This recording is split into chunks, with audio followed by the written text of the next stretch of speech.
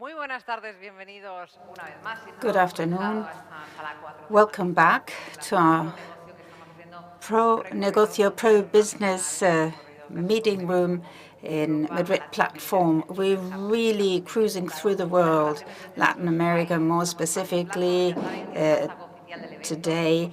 And now we have our hashtag, just if you want to use it, Madrid platform, and you have interpretation, simultaneous interpretation, should you need it. Now, we're moving to Brazil to get to know how to do business there, what are the areas of interest that hold more opportunities for Brazil, and what's more, for Europe and for the rest of the countries that are following us right now, what incentives they will find there. So, Raúl Álvarez López, Vice Chairman of the Chamber of Commerce Brazil and Spain and the Digital Transformation Strategist in the Stefanini Group.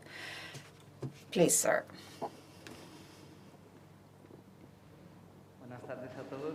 Good afternoon, everyone.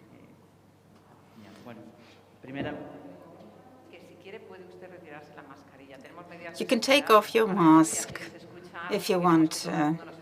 All necessary safety precautions have been met, so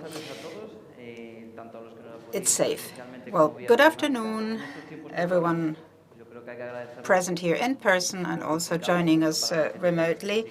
We need to thank everyone, but especially those who have dared to make it in person, and thank also the people who are following us online from further abroad. I'd also like to thank Madrid Platform. This is an excellent event, wonderful setting. I would like also to greet my colleagues from the Chamber of Commerce, and I would like to introduce us. I am Raúl Álvarez López, Vice Chairman of this chamber and also Digital Transformation Strategist from Stefanini Group. We understand ourselves as a select business club, obviously, but also as a bridge that can unite both sides and help everyone to do business as effectively as possible. Our chairwoman,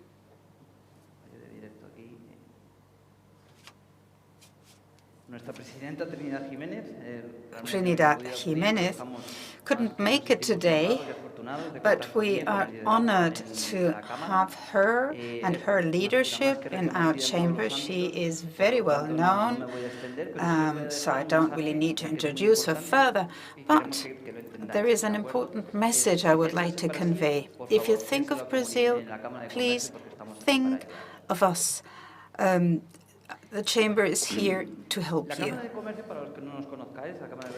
I'd like to introduce us.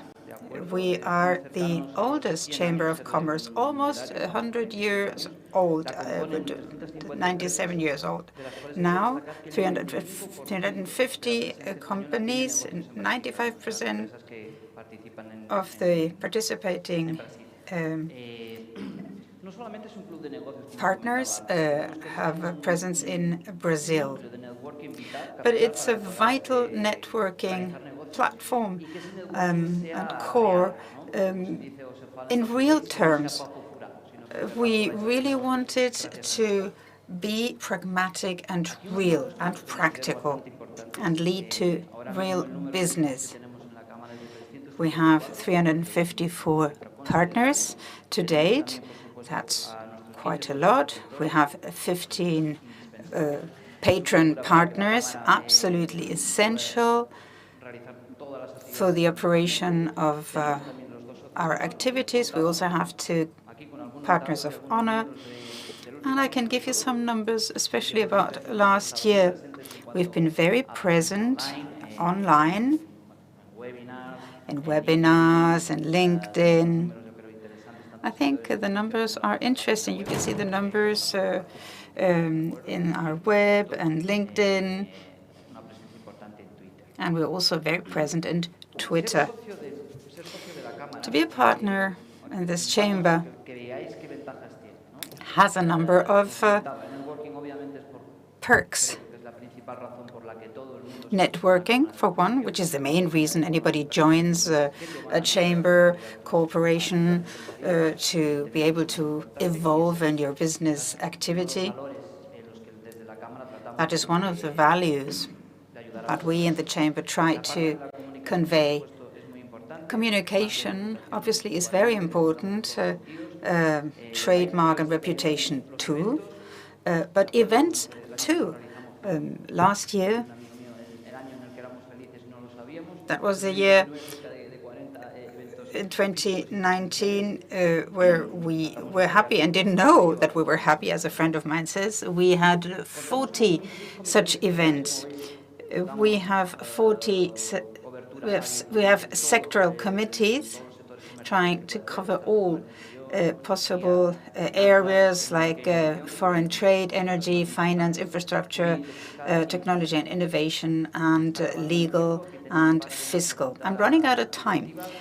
This is part of our board. I'm not going to be giving you many names, but we have Trinidad, our chairwoman, my colleagues in the vice presidency, Acciona, Mapfre, Stefanini, Casa do Brasil. We have here Antonio, Claudia. Actually, here they are. We are also present in Andalusia, Aragon, Canary Islands, and in Catalonia. And I would, last not least, thank all our patron partners and partners of honor who help us grow every year. Bank Inter, Gestamp, Iberdrola, Radis, Mapfre, Prosegur, Telefónica, Viscofan, obviously, Stefanini, who I represent, and Casa do Brasil and the Brazilian Embassy are partners of honor. So I'd like to give the floor to my dear colleague, Rodrigo Andrade.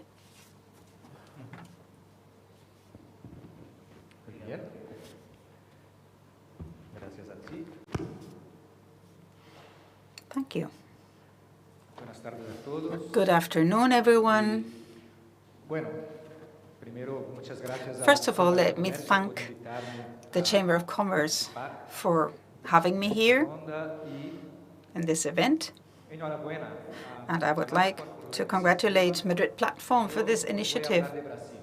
I will be talking to you about Brazil. I'll be giving you a more general approach with some general data to give you an idea of what this setting is for business in economic terms, to locate Brazil on the map. We are already in contact with the BRICS, with the G20, and this is where we are in South America. It's more or less half of that continent, South America, sixth rank in population, and only the middle class in Brazil would rank 13th if counted as a country worldwide. The digital penetration in Brazil, we rank 5th in people that have internet access. Here you can see GDP data, 2019, Brazil ranked 9th. Then we fell back a few notches during the pandemic, which has a lot to do with the devaluation of our currency. But when we talk about purchasing power parity, we move up to the 8th largest economy worldwide. Now, in this graph, I want to provide you with an idea of foreign trade of Brazil that has been on the increase, reflecting an economy that is ever more open to the world, in import and in export terms. First quarter, you see that there is a recovery in 2021. Main destinations of Brazil's exports: Spain ranks 3rd in Europe as a destination of our exports, and it's our fourth exporting country, the one that exports to Brazil. As to our trade, we had a drop of less than 10% in 2020 in our trade activity. Our surplus increased slightly. Direct investment in Latin America. Brazil makes up 11% of every foreign direct investment, 72 billion in 2019 in all sectors, which reflects the diversity of our economy. Spain is the second most important investor in Brazil, way ahead of everyone else. Almost 80 billion in investment stock. Third country in number of companies in Brazil. There are over 1,000 Spanish companies present in Brazil. And of the 35 IBEX companies, 28 are present in our country, and they are faring well. Spain is the 9th country of destination of Brazilian investment. That is, Brazil also roots for Spain. If you see this list, if you discount the countries that have special preferential regimes, Spain moves up some notches. These are some of the Brazilian companies present in Spain.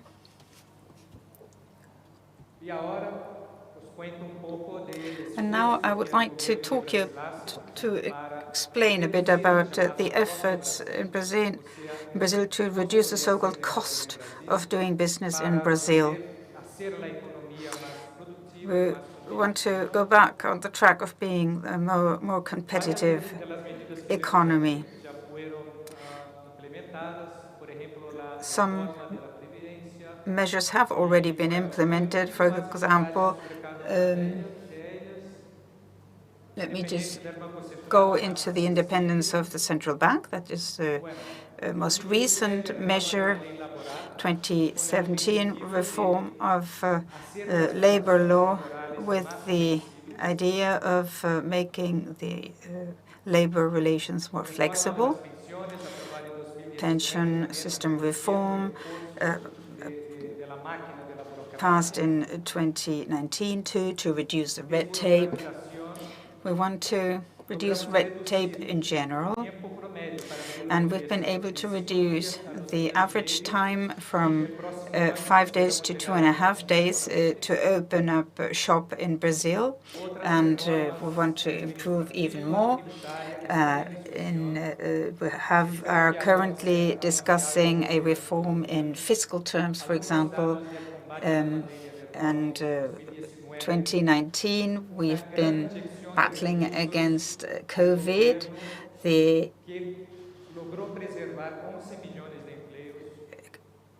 government has been able to preserve 11 million employment, 53 million vaccinations already provided. We have contracts for more than 500 additional vaccines. What are the attractive points of our economy? The dimension of the market, availability of raw materials, geographic strategic position, diversified economy, a political commitment to do away with hurdles and obstacles. We have financing lines and a very interesting exchange rate, especially today, legal security, or certainty, and opportunities, and in a country that is under construction, you might say, in infrastructure terms. So that's all on my part, and I will be happy to take any questions that you might have. Thank you. Thank you, Rodrigo.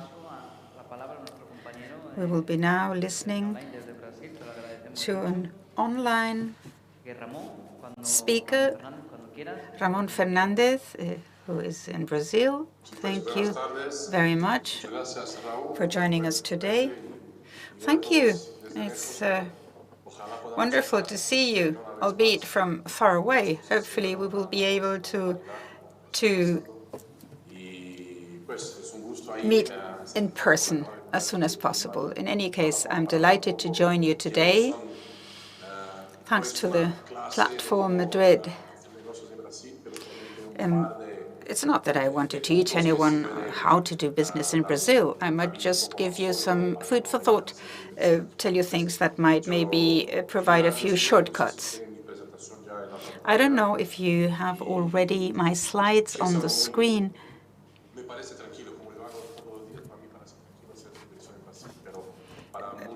In a way, for many, Brazil seems daunting, like a huge behemoth. But you can see that it's an entrepreneurial decision. It's not so difficult to decide to do business in Brazil because 220 million consumers, which is the population foreseen for next year, is quite attractive. If you bear in mind what my colleague had just showcased, this is a country that's almost a continent, and there is a lot of room for business. And there is an important lack of quality products and services. So for these 220 million consumers, there is a lot of potential. It's a developing country that is on the path of growth, and as soon as there is a return to normality, everyone can see that Brazil is the country for any entrepreneur, and we can only invite you to come and see. This is a very favorable setting to service the needs of our population, also of foreign companies in Brazil. I stand for the Spanish desk. I take care of this bridge between Spain and Brazil. Now, next slide. The challenges that lie ahead. But it's not so different from other countries. It is, well, the fiscal situation and framework is complicated, it's true. We do not have a single VAT account that might make it easy to calculate the fiscal numbers. The states have different fiscal structures, so the setting is complicated, and there is a lot of red tape. Although, at the end of the day, if you have a good counsel, things are not that complicated.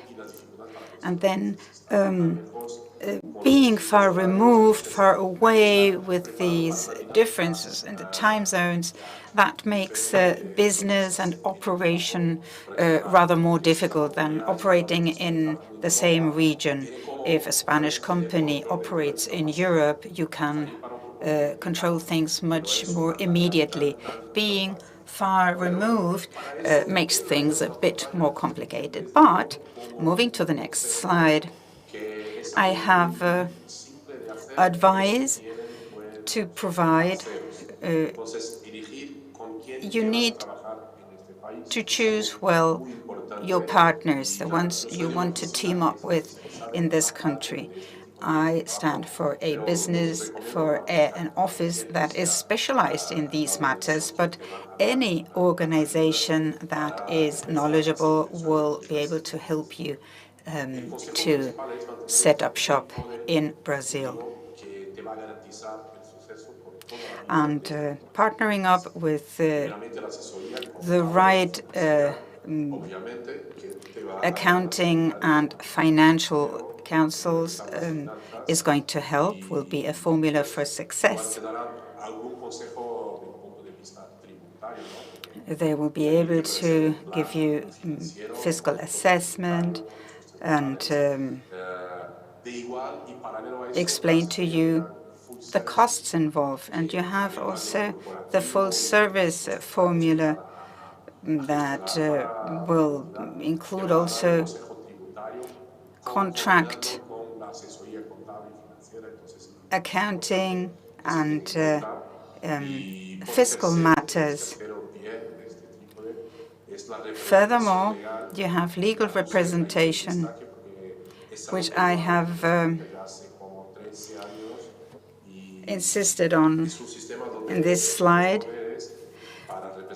We have powers of representation of foreign agencies and bodies in Brazil to do whatever is necessary without taking over control. The mother company is always going to be in control.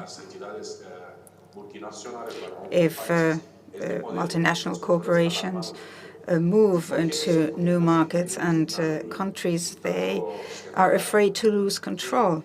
In Brazil, by law, a foreigner cannot represent powers.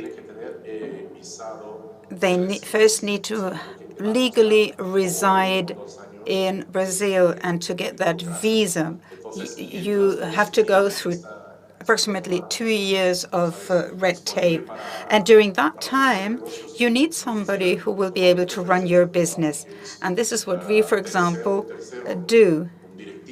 We have someone who is available to give the necessary support in the day-to-day business during these first 2 years. This way, you already have a stance. Now, this is a slide in Portuguese, and I left this in Portuguese on purpose.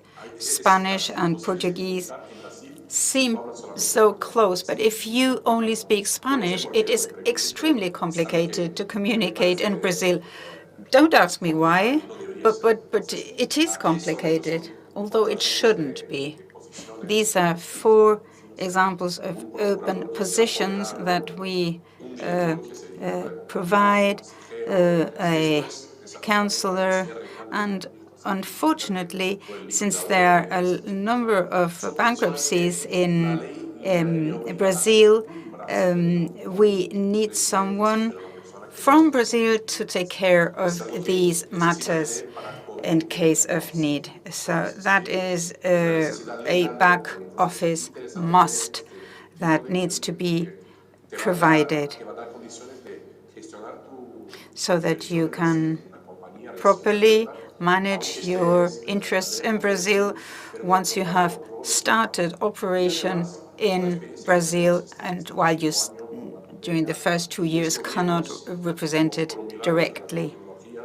Now, during the pandemic, we have realized that miraculously the technology works. I'm here, far removed in Brazil, and I'm directly talking with you in Madrid, and surely we're being followed right now from many other corners in the world. So this is a welcome surprise. We didn't know that we could be so close to people and businesses elsewhere.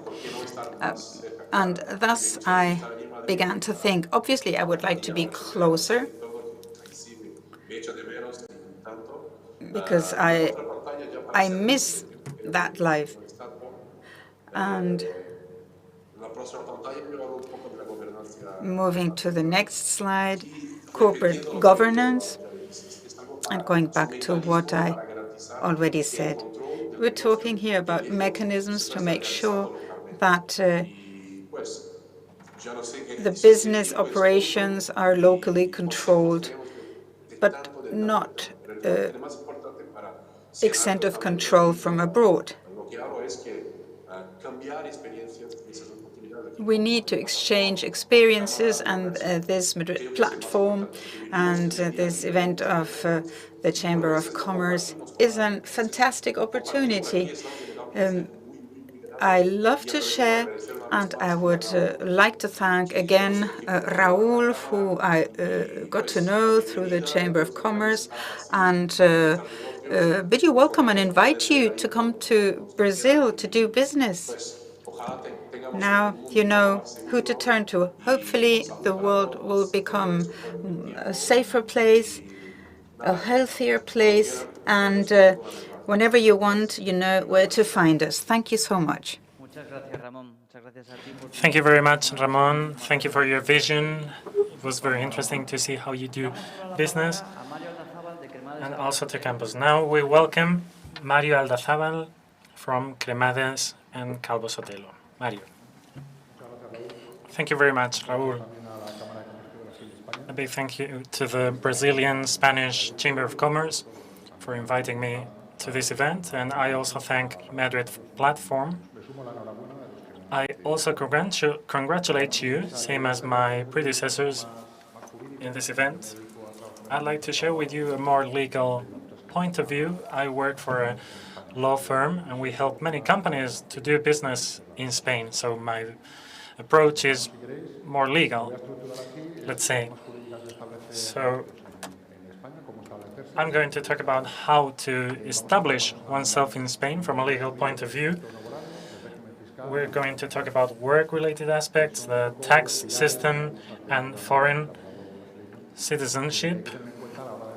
This is like the pillar to have in mind before establishing oneself in Spain. So these are the main ways to establish oneself in Spain: a mercantile corporation, a branch. It could be also some sort of cooperation through an association agreement, or just directly participating in corporations that already exist in Spain. In order to do business in Spain, a Brazilian entrepreneur doesn't need a local partner. They can invest 100% of their investment in a Spanish corporation. It is also necessary to provide 60,000 euros as a minimum for social capital. At least 25% needs to be provided at the very beginning when constituting the corporation. Then it can be freely transmitted. It should be divided in stock shares. Transmission is very flexible. However, in Spain, there are not so many limited liability companies. Those at IBEX are that sort of companies.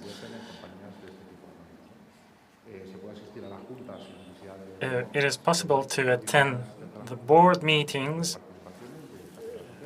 A specific number of shares could be required for that, and the board of directors could consist of a minimum of 3 people, and there's no maximum. Then a restricted liability society is much more flexible. The minimum social capital is lower, but there are more restrictions affecting transmission. However, transmission would be possible of participation if the other partners agree.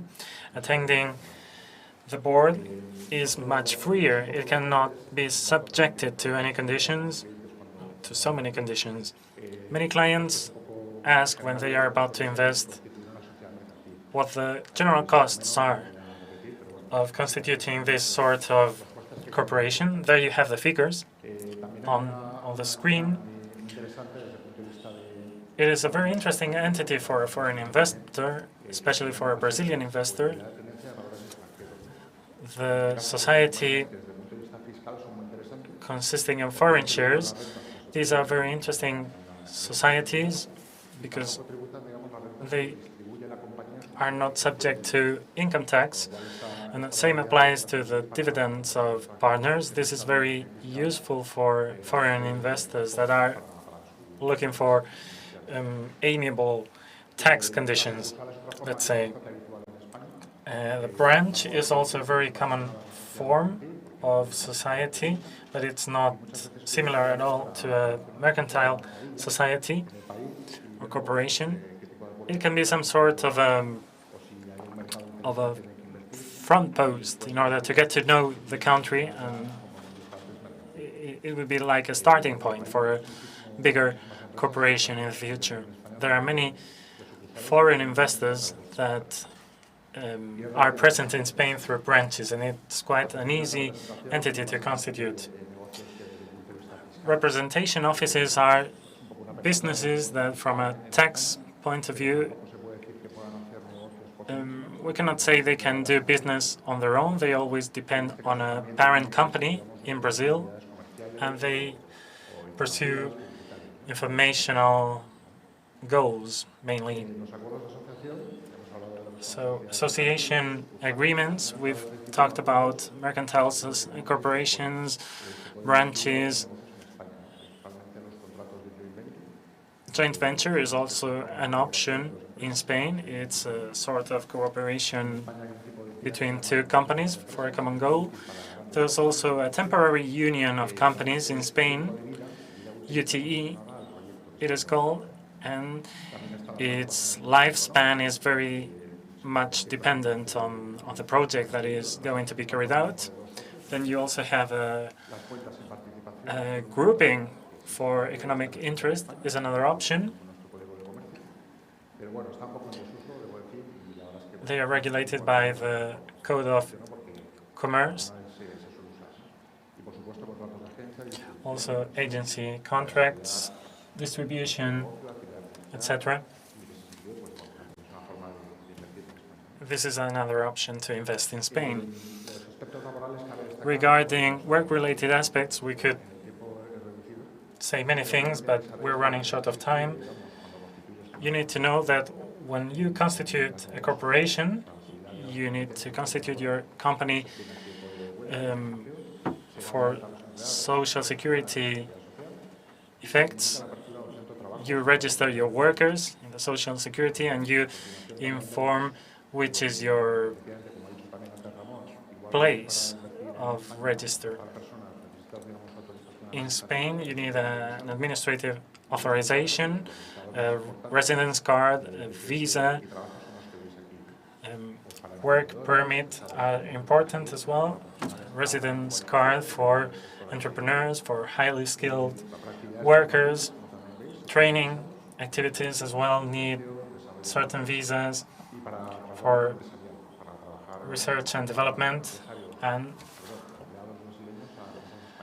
when we are going to bring Brazilian workers to Spanish companies, these visas depend on the type of activity that is going to be carried out. The duration depends on that. The type of work-related contracts are very variable. It could be a long life contract or short-term contract, so the entrepreneur can choose one or the other. And the minimum salary for 2020 was 950 euros per month. It was established back then. And a system for contributions needs to be allocated, special regime, special system for self-employed workers, etc. Regarding taxes, those that apply in Spain are of two types, direct or indirect. Corporate taxes are implemented on any corporation, the income tax for natural persons, and also there's an income tax for non-residents, namely those people that take profit in Spain. There's also the VAT, value added tax, and also the transmission taxes, among others. There are regional taxes as well, the ones you see here, or local taxes. It all depends on the region you are, the region of Spain. They mainly apply to the state, economic activities, works, facilities, and the increase in the value of urban territories. And then here you've got the tax types. There's a general rate for corporate taxes. The general rate is 25%, even though there's a special regime for the Canary Islands, namely 4%, and there are other reduced types as well related to certain activities, for example, investment in research and development. Then income on the taxes on the income of non-residents, 24% would be the percentage generally. 21% is the general rate for the VAT, and then there are reduced variants of 10% and 4%. Then there's also a tax for transmissions between 4 and 10%. And regarding foreign citizenship, for a foreign natural person, for example, a Brazilian person, they need an identity number, a non-resident identity number. This can be done in the Spanish administration, and this applies to any activity that is carried out in Spain or affects Spain. We make things easier for people interested in doing this, so if you want to come to us for that, we will be delighted. I was delighted to share this information with you. I could have given you a lot more of information. There you've got my details in case you need more information. And thank you.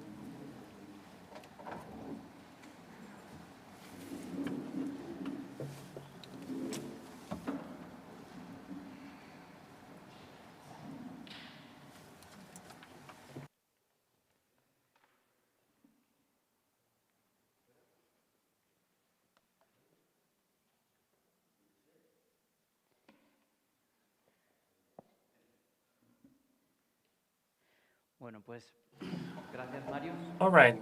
Thank you, Mario, for your interesting views on how to attract our Brazilian colleagues so that they can do business in Spain in an efficient and easy way. So we're approaching the end of our session, of our seminar, a pro-business session. We've got Miguel López Quesada representing Gestamp. So Miguel, you can share with us a presentation about what you're doing in Brazil from Gestamp. Very well. Thank you very much for the invitation, first of all. And I also thank the Chamber for the work you're doing in helping corporations on both sides of the ocean. Gestamp might not be too visible for many people because the products that we deal with are not branded, but they are present in almost all cars, automobiles. We produce safety-related components of cars, among others. In Brazil, we've been present since 1999. We're a family company that started to go international since 1997, and Brazil was one of our first destinations. And since then, we've expanded. We've got 8 plants and 1 research and development center as well. Innovation is very important for us because we are manufacturing for the main automobile manufacturers in the world. Brazil is very important in this respect. So we've been accompanying those customers all through these last years. We're talking about 4,000 people operating in Brazil. We are 4,000 more or less, and we are 41,000 people around the world. Brazil, for us, is the 8th market out of the 24 markets where Gestamp operates. So we develop car components. It's a very complicated market because we were deeply hit by the pandemic. Brazil manufactured 2 million automobiles. So Spain and Brazil produce very similar numbers of cars. We are always competing. And the automobile industry is about 22% of the GDP of the country. There are more than 600 component manufacturers and 1.3 million jobs are created. We are very satisfied with our performance in Brazil, with the quality of our people there, the human quality, the professionalism, the professionalization of our staff, and how we work. Of course, we are going through the COVID pandemic, and this makes everything more difficult. At the end of March, back then, all our plants were stopped, but I think in the future we'll have much more joy. Yes, Miguel, I'd like to say something about Stefanini. It's the biggest Brazilian technological multinational. We don't have 41,000 workers, but rather 25,000. We've got 4 main regions where we are operating. Brazil is the most important for us. We are working on digital transformation in Spain. We are working with clients as important as Telefónica, Prosegur, IBM, or Santander. We are very happy because we've entered into the framework agreement of Madrid for the digital factory. So we hope that all our digital know-how in Brazil can be transmitted to Spain. And quite often, people wonder whether Brazil or Spain is more digital. I wouldn't like to go into a controversy. I would tell you, Miguel, that no, Brazil shows many contrasts. Brazil leads many sectors, for example, the banking sector. For example, when I lived in Brazil in 2010, there was already biometrics as a solution. So our idiosyncrasies are important. 200 years of history. We focus on Europe, but we also focus on the United States. So I think Brazil is more digital than Spain.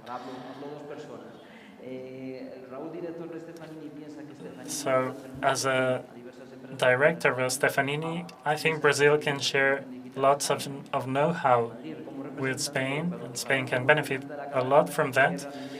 And also, in my position in the Chamber of Commerce, I would also say that Spain is a land of opportunity for welcoming that digital know-how. Spain is very powerful in infrastructure, for example, so it can benefit highly from that expertise. For example, Acciona has won the contract for the 6th line of metro lines in Brazil, in Sao Paulo. That's very important. Yes, that was one of the questions that I wanted to raise. But you've mentioned the sector of 4.0 industry. Which sectors do you find as more attractive, as giving more opportunities in Spain? Well, I think we all know there's one star sector, let's say. Every day there are news about this sector, namely cybersecurity. Cybersecurity now is paramount. There is no corporation alien to this sector.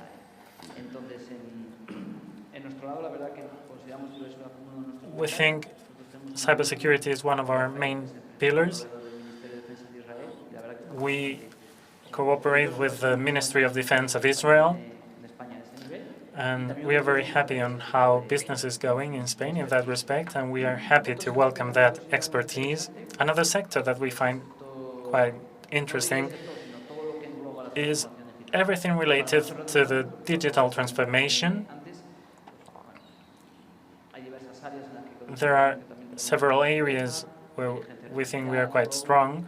For example, artificial intelligence, cloud, and as a consulting entity as well, helping banks is very important for us, helping them in this digital transformation.